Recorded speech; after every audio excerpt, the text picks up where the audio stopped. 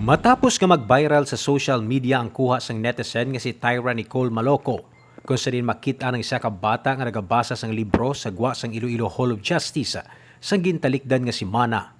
Eksklusibo nga ginkantuan sang Radyo Bandera Iloilo team ang puluyan ni Liam de la Cruz, 12 anyos, kag residente sang Santo Rosario Street, Iloilo City proper. Ginsaysay ni Liam sa Radyo Bandera ang iya ginaubra sang makuha ni sang laragway sang uploader nga si Tyra. Suno pa kay Liam nga nakalabot siya sa gwa sang Hall of Justice samtang nagapangita sang basura nga pwede mapakilo agud may ibulig siya sa iya sini nga lolo nga mong nagabantay kag kaupod nila sa ilang puloy-an. Bangod yara sa Maynila ang iya iloy nga mayara naman sang bago nga pamilya. Dugang pa sini nga Biblia ang iya ginabasa sang mga oras nga nakuhaan ni sang laragway.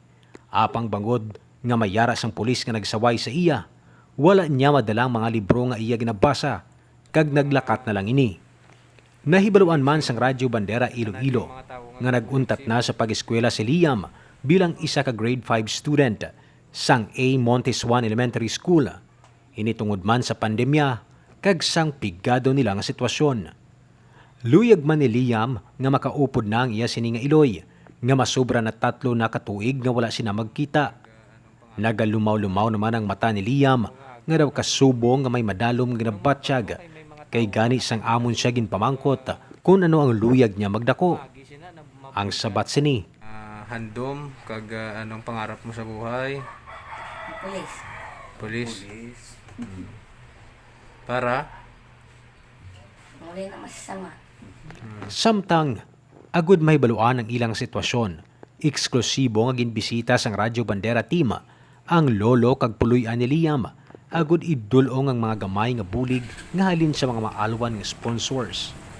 Si Tatay Rinaldo ang nagaserbi nga guardian ni Liam, amay sang iya nga iloy. Wala man sang permanente nga trabaho si Tatay Rinaldo.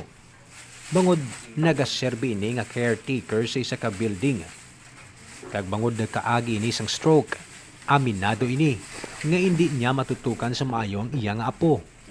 Nagpasalamat naman si Tatay Rinaldo sa mga naghatag sang bulig sa ila, lakip na ang mga groceries nga ila mahimo ikonsumo nga maglolo. Makitaan man sa yuhom ni Liam nga apisar sang kabudlay kag kalisod nga ila ginaagyan sa tunga sang pandemya, may yara sa gihapon sang pamaagi ang Ginoo agud matalupangdan ang ila ginaagyan. Sa mga nagbulig si mo, sa tanan nga mga tao nga gabulig si mo. Dako nga thank you sa tanan-tanan. Kag para sa Radyo Bandera Special Report, ini si Kabanderang Ray Espeha Umalay, nagabandera sa matudtod nga serbisyo publiko kag kalingawan sa Iloilo. Radyo Bandera.